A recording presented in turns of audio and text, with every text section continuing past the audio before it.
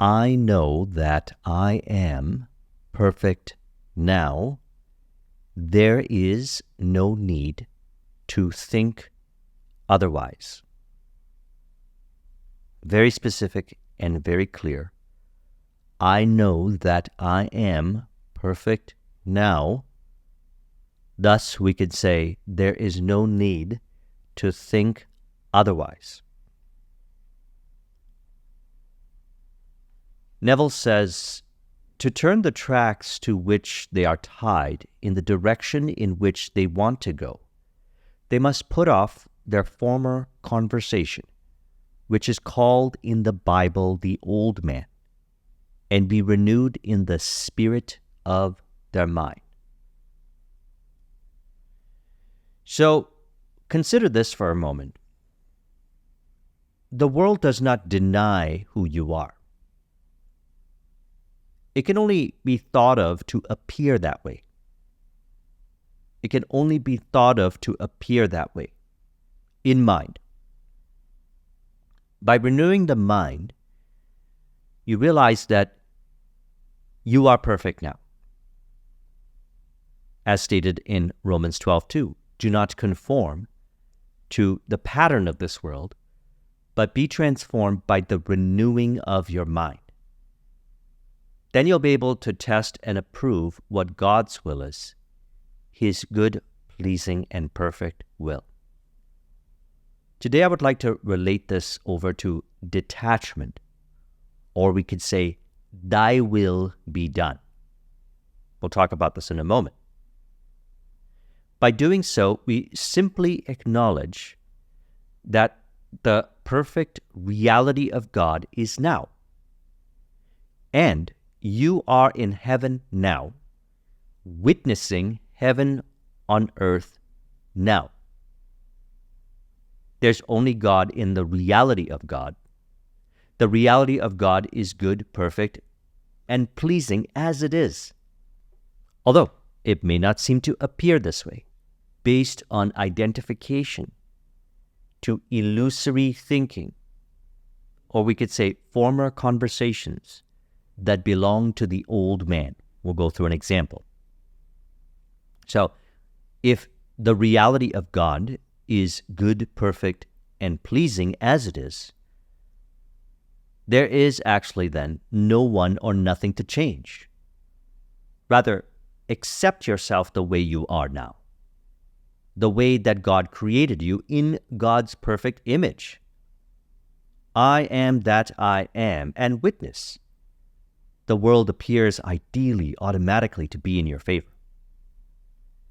This has been my experience over the years, which I would like to infuse in our conversation today as well. Recall Exodus 3:14. And God said unto Moses, I am that I am. And he said, thus shalt thou say unto the children of Israel, I am hath sent me unto you. You are perfect now. Thus there's no need to think otherwise. And I am aware if I think otherwise.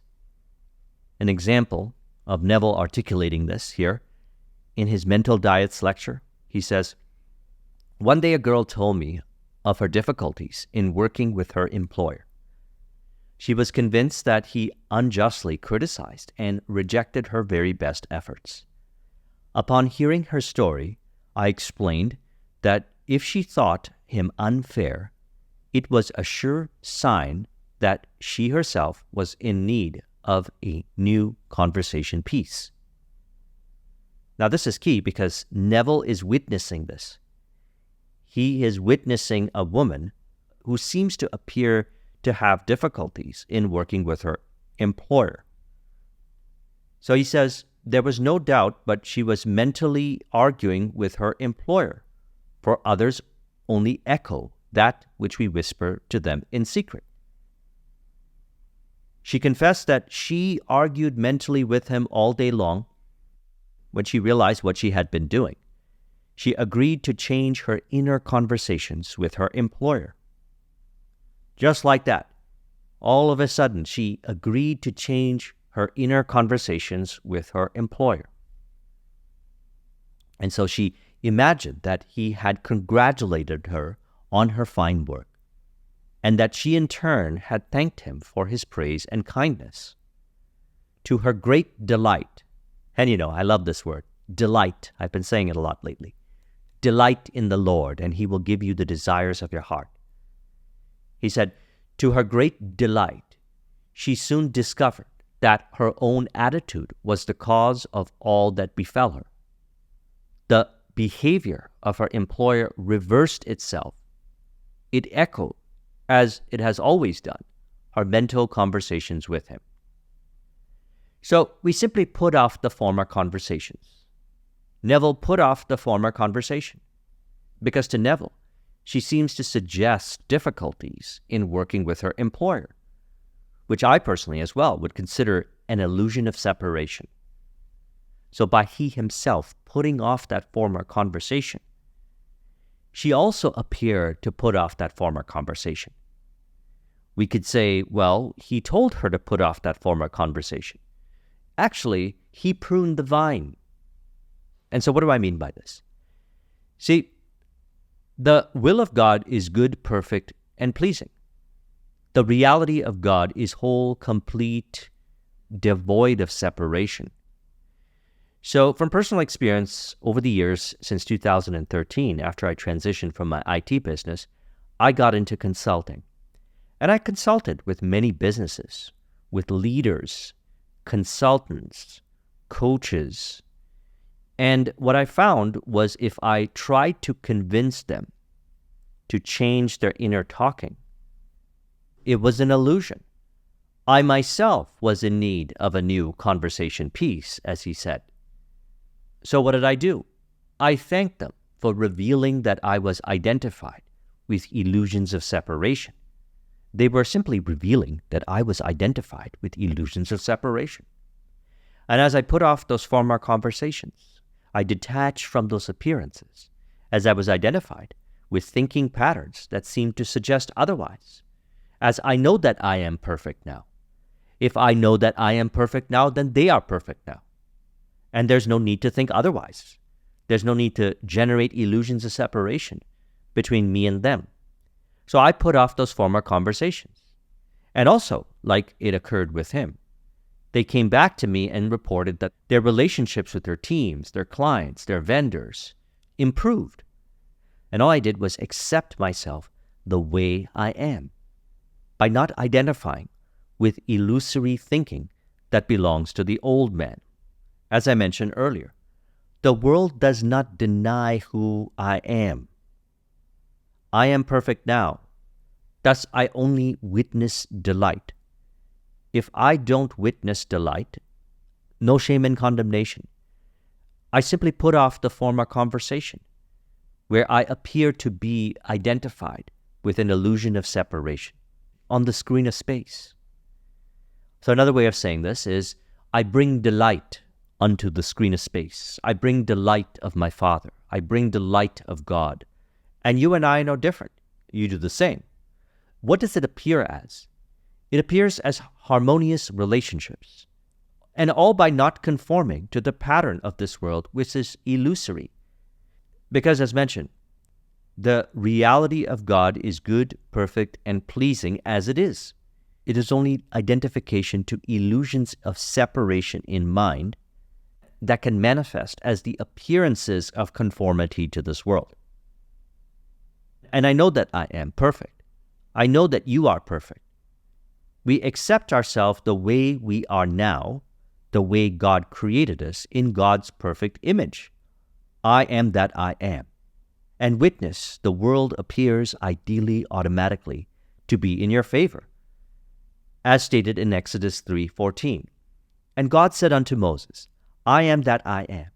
And he said, Thus shalt thou say unto the children of Israel, I am hath sent me unto you. And so the will of God is perfect. We can say, thy will be done. So what does that mean? Well, let's look at Matthew 6-10. Matthew 6:6 states, When thou prayest, enter into thy closet, which means go into the silence, the silence. Notice how at the end of the lectures that Neville would give, he would say, Now let's go into the silence. So we go into the silence, and we'll talk about why. So again, it says, pray to thy Father, which is in secret. Prayer is acceptance of the fact that I have love, happiness, peace, bliss, fulfillment. I am love, happiness, peace, bliss, fulfillment. My existence is love, happiness, peace, bliss, fulfillment. Or you could say, silence implies love, happiness, peace, bliss, fulfillment. The stillness implies love, happiness, peace, bliss, fulfillment, devoid of separation. And it says, and thy Father, which seeth in secret, shall reward thee openly, as outer appearances of God, devoid of separation, loving harmonious relationships, harmonious business, flow-based journey to manifesting your vision. No need for unnecessary arguments of the intellect that are manifestations of identification to illusions of separation that belong to the old man. Now, what's equally interesting is if we go to Matthew 6:8, it says, be not ye therefore like unto them, for your Father knoweth what things ye have need of before ye ask him. You think that God does not know that you desire love, happiness, peace, bliss, fulfillment? That is your true nature. There's nothing wrong to desire it. The illusions of separation-based thinking from the old man is simply put off to reveal heaven on earth, as it is articulated if we go a little further over to Matthew 6:10. Thy will be done in earth as it is in heaven. So now you see clearly what I mean by there's only God. There's only God in the reality of God. The reality of God is good, perfect, and pleasing as it is. Simply acknowledge that the perfect reality of God is now, as in I exist, means love, happiness, peace, bliss, fulfillment. Silence means love, happiness, peace, bliss, fulfillment. The stillness means love, happiness, peace, bliss, fulfillment. And the seeking stops as you are in heaven now, whole, complete. That's what I mean by I am perfect now. You are perfect now. You and I exist in heaven now, witnessing heaven on earth now. And it is stated very clearly here in Matthew 6:10. Thy will be done in earth as it is in heaven. The good, perfect, pleasing will of God. So this is a form of practicing detachment to the illusions of separation.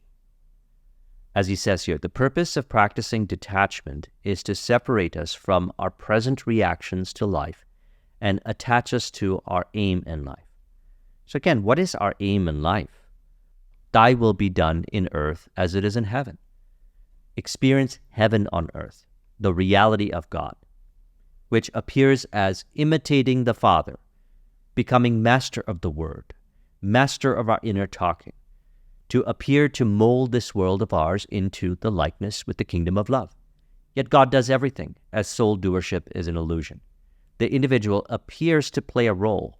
We all appear to play a role, experiencing the reality of God, where there's no separation. What does it appear as? Ideal harmonious relationships, ideal harmonious business, flow-based journey to manifesting the vision. All unnecessary illusions of separation-based experiences, as he had articulated here, are no longer there. They no longer exist. What is real is the reality of God. So the present reactions being referred to, we could say, are what the individual thinks of the appearances in a way where they think that the appearances deny the reality of God, deny that they're perfect now. Let's say, for example, if someone appears and says, you are not perfect, or some information may appear to suggest you are not perfect, it is only you that can accept yourself by not identifying with old man thinking. So by detach, not identify, you automatically judge with righteous judgment. So when it says in John 7:24, do not judge according to appearance, but by righteous judgment. What is more righteous in judgment than I am perfect now? I am that I am. God created you perfectly, whole, complete, love, happiness, peace, bliss, fulfillment. That is righteous judgment, and it's not based on appearances. It is I am love, happiness, peace, bliss, fulfillment, regardless if I think otherwise in relation to appearances. If I think otherwise in relation to appearances, I may, as a result of identification, generate illusions of separation, such as the examples given. So what do? Simply put off the former conversation. Now is where all the power is. I am perfect now. That is prayer. Shut the door. Be still. Go into the silence, and mind is purified. And in relation to Matthew 6:10, it's given the simple prayer, as it says here, therefore pray ye, Our Father which is in heaven, hallowed be thy name. Thy kingdom done. Thy will be done in earth as it is in heaven. Or we could say, God's will is done. It's done in earth as it is in heaven. Do you realize that you are in heaven now, witnessing heaven on earth appear with increasing frequency on a continuous basis as far as the senses perceive? That is what's happening. The reality of God is happening. If the person thinks in terms of separation, they generate illusions of separation. So a practical example would be, for example, on the entrepreneurial journey. A person knows clearly the things to do to manifest their vision. They receive via inspiration the steps to take. Yet if they identify with illusions of separation, they start to generate this unnecessary behavior, conflict, procrastination, or appearing to do all these unnecessary things, which is a result of identification to illusions of separation, which we can say they have not accepted themselves. So they're generating illusions of separation by seeking for love, happiness, peace, bliss, fulfillment in the appearances, which is illusory. They appear to be tempted by the appearances, which seem to suggest delight, yet it is false light, because as they play out that theater, there may be some temporary relief and then a whole bunch of suffering afterwards. These temptations are a result of illusory thinking patterns. We put off the former conversation. We simply remain in our flow. Thus we know what is being pointed to when it says, Thy will be done, as it is in heaven. And this is what I mean by the reality of God is good, perfect, and pleasing as it is in heaven. So I trust you found this video to be helpful. Let's conclude this with an auto-suggestion to further encourage. You could say, I know that I am perfect now. Thus I think from the premise of truth, love, happiness, peace, bliss, fulfillment, in relation to what appears on the flow-based journey to manifesting my vision. I relate ideally to appearances, as I acknowledge all in favor, in harmony, and in contribution to manifesting my vision, heaven on earth. If you would like a copy of this mind map, the link is in the description. Thank you very much for watching. I'll talk with you soon. Take care.